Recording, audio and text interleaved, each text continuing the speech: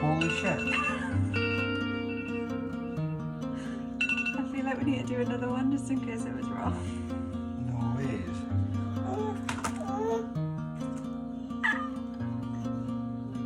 Holy hell, I thought. Look. You pregnant?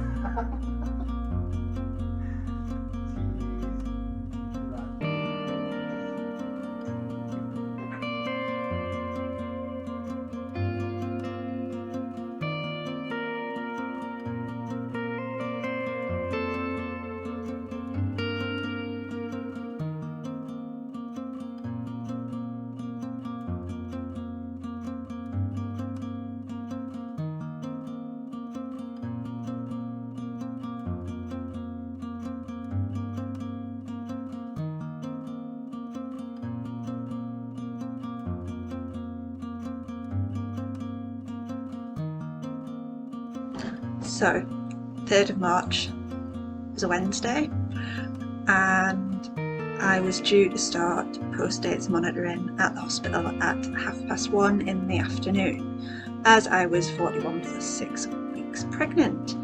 I woke up at about 2 o'clock in the morning, and I was getting quite niggly lower back pain, so I went downstairs for a bit. I tried to make some videos, but unfortunately our video camera has taken the sound off them, so they're a bit useless now. The majority of the story is in this video, but I didn't really start noticing my surges until about 6:30. Yeah, I would say about 6:30 was when they started to become a little bit uncomfortable, a bit more regular, and when I started to think, yeah, this could be it. But like I say, oh sorry, Olivia's woken up. Have you? No, she's just having a little bit of a squirm and a bit of a pump. Are you joining us? I think she is. A few minutes.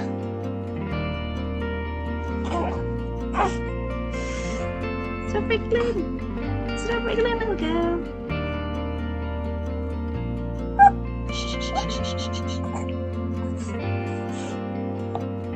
No, she's gone back over.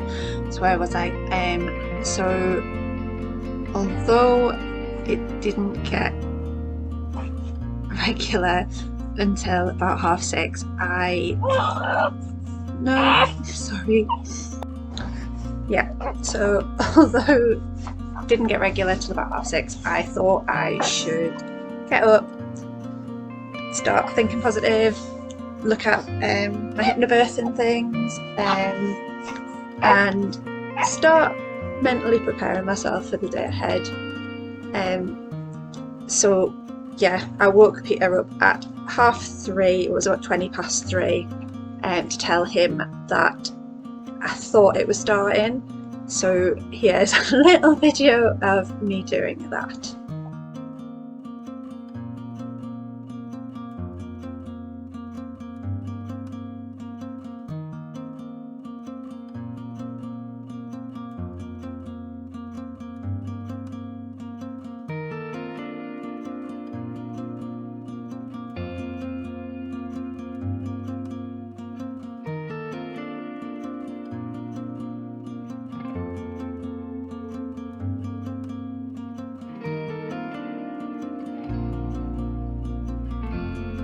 So I called my mum at 8:15 in the morning to ask her to come and collect our son Oban.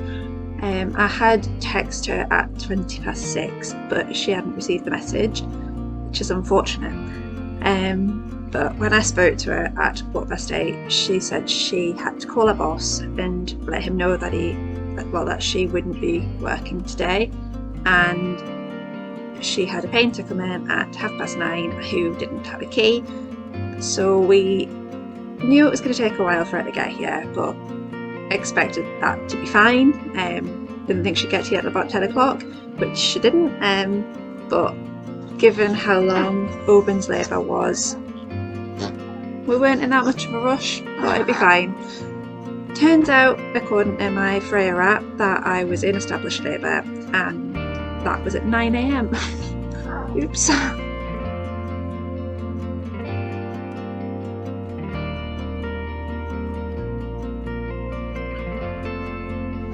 So at 10 to 10, I called the labour line. I knew in my gut that labour was progressing very quickly. Clearly didn't realise how quickly, because I still thought that we had ages. I still thought that there was no way it could possibly be going this fast. So yeah, I included this video even though there's no sound because it's very important to me. I didn't expect to be able to call the labour line. I didn't get to call the labour line when I was pregnant with Oban, and it was one thing that I really wanted to be able to do. So unfortunately I called the labour line, got about 3 words out and started crying, which isn't great.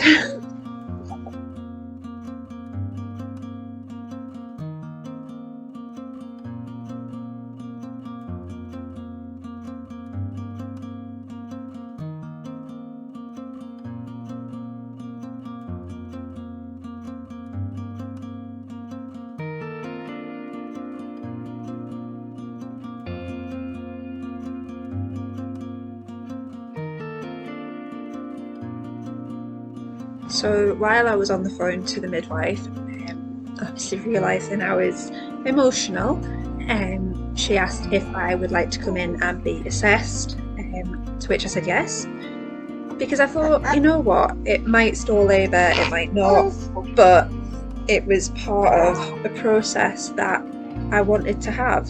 And hey.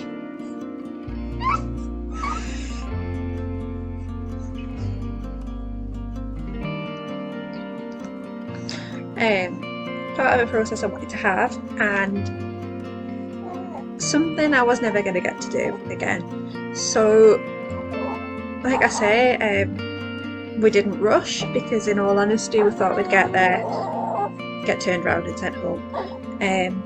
So I stuck on my positive affirmations, my hypnobirthing relaxation music, and relaxed into my surges, and yeah, there we go. Continued progressing in the house.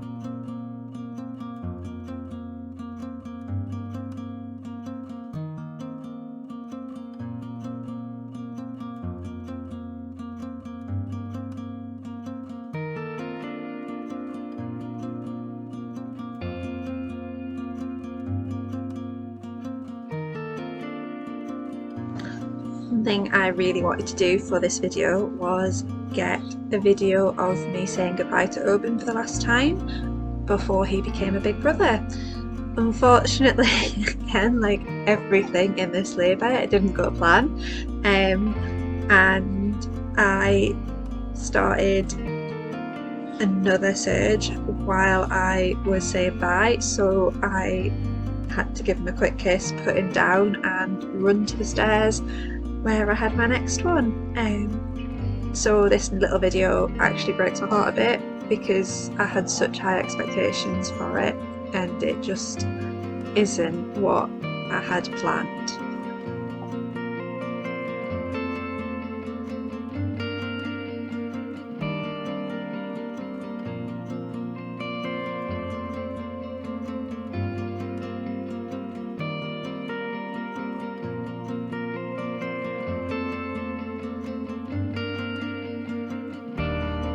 It took us a little while to get changed and get everything in the car. Obviously, every minute or so I was in quite a bit of discomfort, so things took a little bit longer than we expected them to. But I sort of noticed a few things. Obviously, having done hypnobirthing twice now, I knew the stages, I knew what to expect from the stages, and I knew that sweating, shaking, everything was a sign that you were getting further along in your labour, let's just say, and that she was on her way. Again though, I knew all this, but I kept telling myself that we had plenty time. There was no rush, everything was in hand. The midwives just wanted to check me. They didn't seem urgent for us to go through. And yeah, naively told myself that it wasn't transition, even though I think in my heart, in my head, I knew that it was. But yeah, so as everything was happening so fast, we got down at the car eventually, 2 surgeries on the stairs. It wasn't ideal, but yeah, so we got to the car and Peter said, do you want to call an ambulance? On reflection, I really should have said yes, but again, told myself we had plenty of time, told myself stay calm, stay relaxed, stay focused, everything will be okay. Said no, let's not get an ambulance, let's drive by ourselves.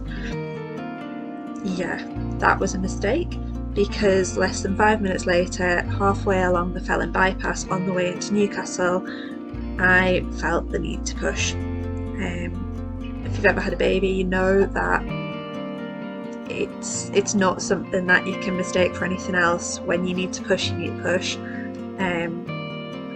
Bless you, bless you. So yeah, I knew I had to push, and there was still easily 10 minutes until we were going to get to the hospital, and I did not want to deliver in the front of a BMW. So I called 999. Yeah, I called 999 and the call handler was lovely. She told us to pull in as soon as we possibly could, which was into Gateshead Stadium's car park. At the time, she had Peter check me to see if anything was awry, like if he could see anything, if my waters had broken. Fortunately, we'd put a disposable changing pad on the front seat of the car, so if my waters did break, we were covered. But they hadn't. So he checked me. Wasn't pretty, but couldn't see anything. It was all okay. So the call handler hung up the phone, and after saying that there would be an ambulance on its way. After 3 or 4 minutes, which seemed like a lifetime, she called back and told us that unfortunately no ambulance could get to us. We're not sure whether it was a miscommunication as to where we were or not, but we were told an ambulance wasn't coming and that we had to continue driving to the hospital. we agreed, but the call handler stayed on the phone just to make sure everything was okay.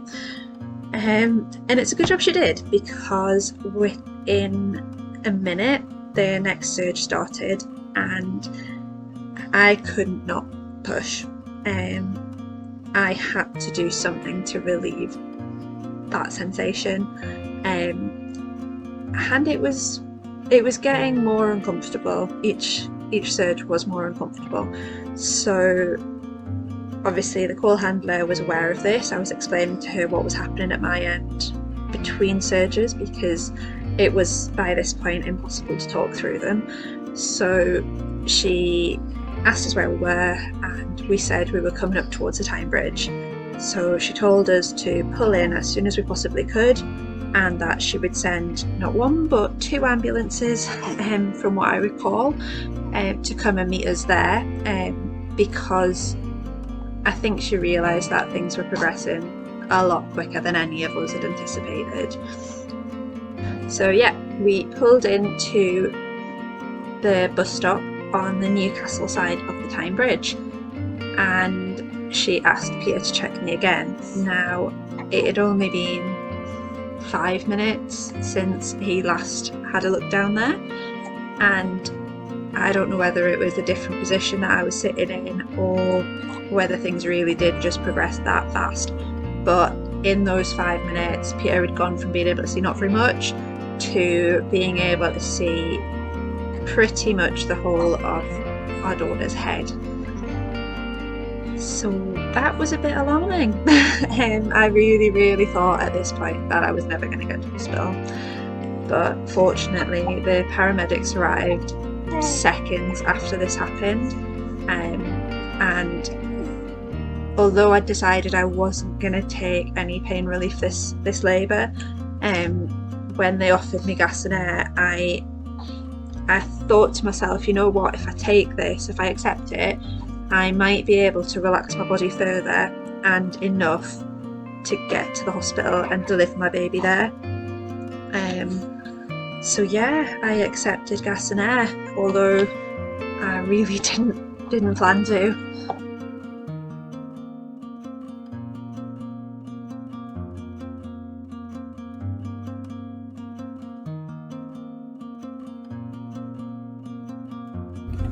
Well, currently in the car, following the ambulance.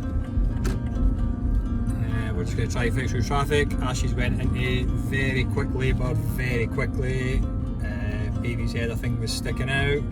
So, exciting stuff. So I got into the ambulance at 11:23. Paramedics were amazing, so lovely, and they sped me through to the RVI, where we arrived at 11:33, so 10 minutes later.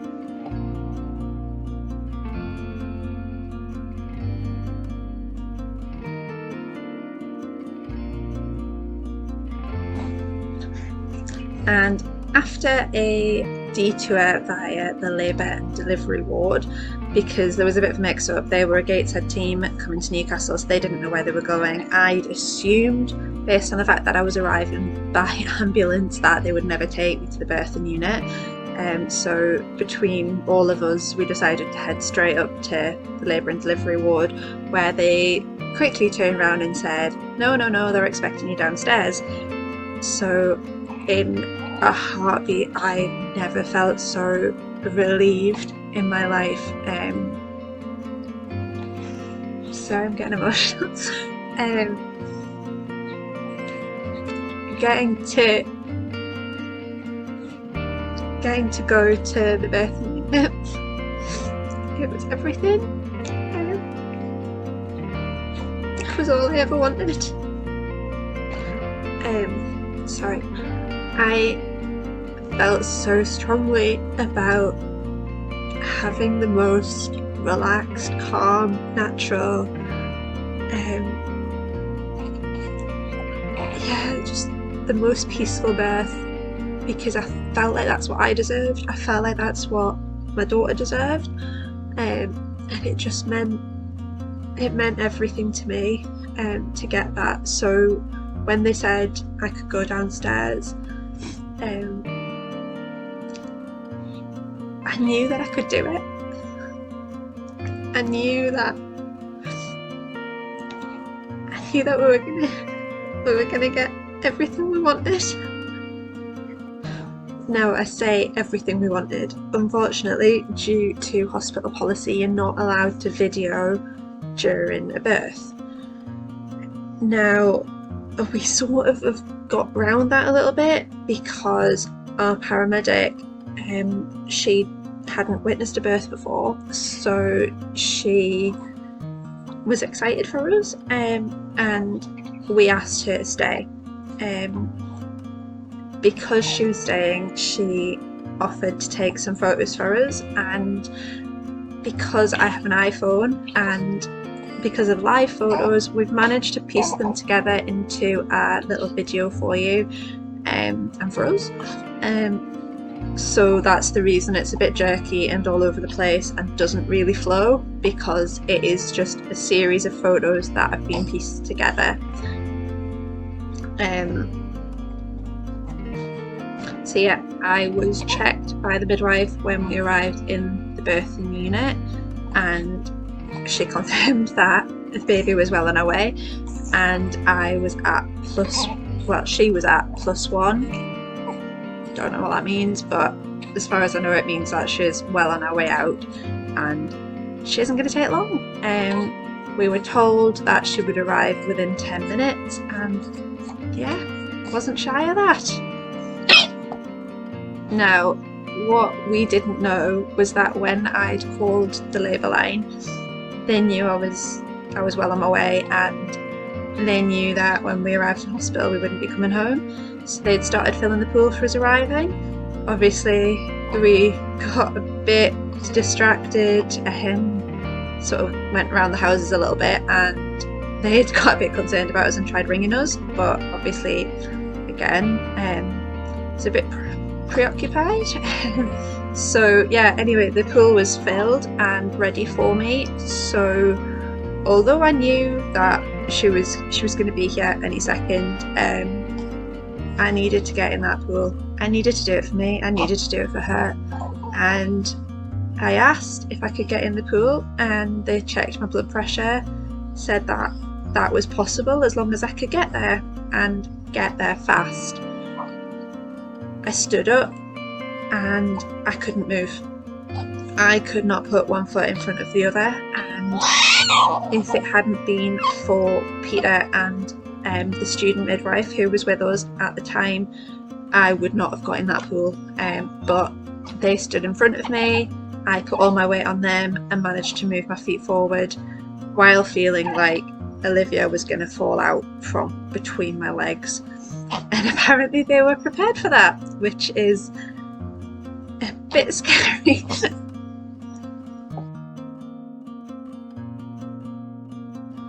So I stepped into the pool at 11:54 a.m.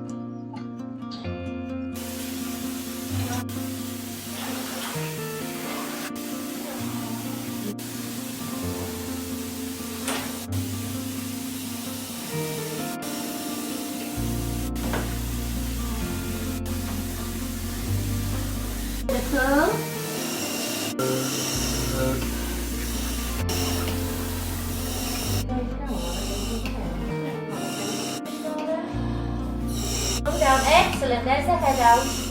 There. Excellent. See? Yeah? Well done. Breathe. Right, Ashley, sit back for me.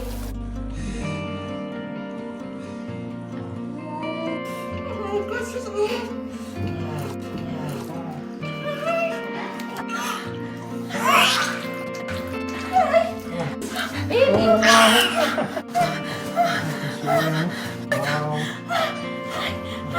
Let's go deep breaths.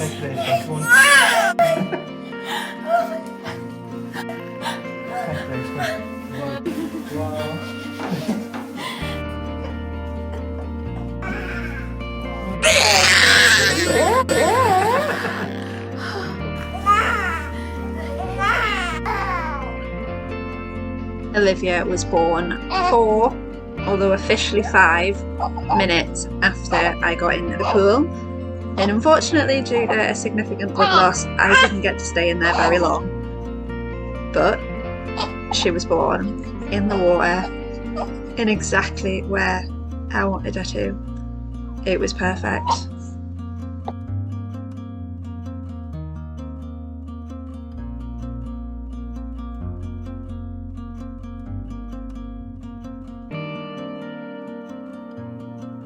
Just as near to the white as you can get. Okay.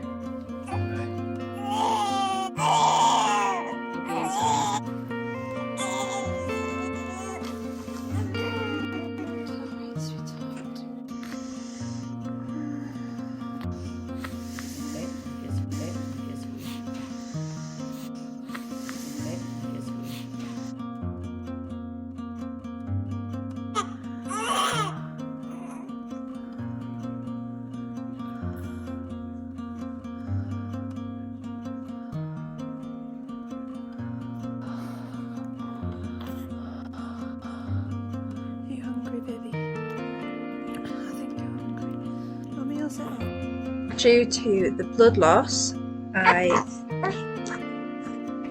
was obviously whisked straight out of the pool, but it was also decided that I would need to go to the labour ward for treatment. So yeah, I was actually, although I got my birthing unit, I got my water birth, I was only actually in the birthing unit for just over an hour. But yeah, I got it, so I'm really happy.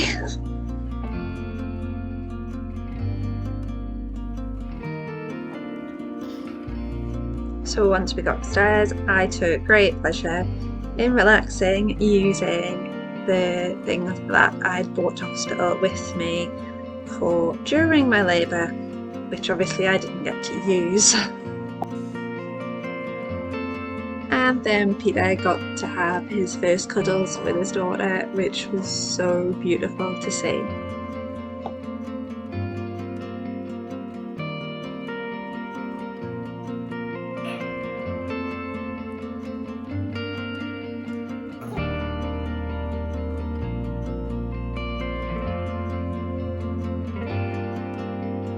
At about 7 o'clock, the doctors and midwives on the labour ward decided that it was time for me to move to postnatal. So Peter had to go home, obviously due to COVID. But the staff on the staff everywhere, but the staff on the postnatal ward were great, and they even made us mocktails, celebrate being a new mum.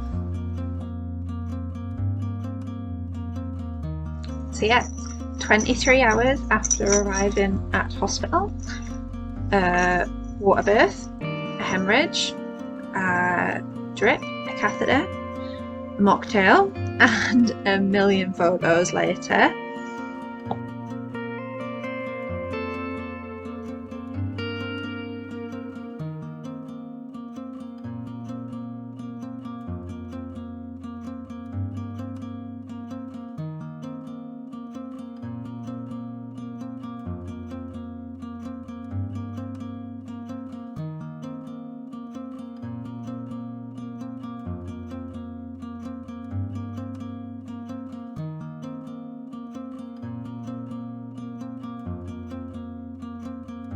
We were allowed home.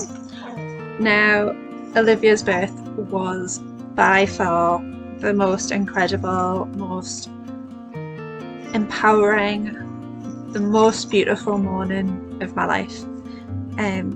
Trusting my body, trusting my baby, and getting to experience a natural labour just meant the absolute world to me. And I'm so proud to say that we did it.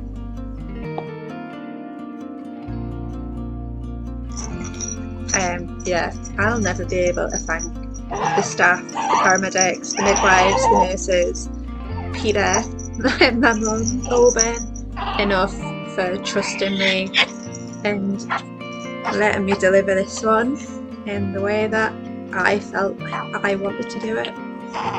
Look at her, she's just perfect.